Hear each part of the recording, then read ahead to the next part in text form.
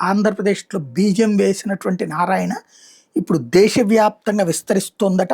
ఆంధ్రప్రదేశ్, తెలంగాణ, మహారాష్ట్ర, గుజరాత్, తమిళనాడు, మధ్యప్రదేశ్ రాష్ట్రాల్లో మొత్తం 38 కొత్త క్యాంపస్‌లను ప్రారంభిస్తున్నారట.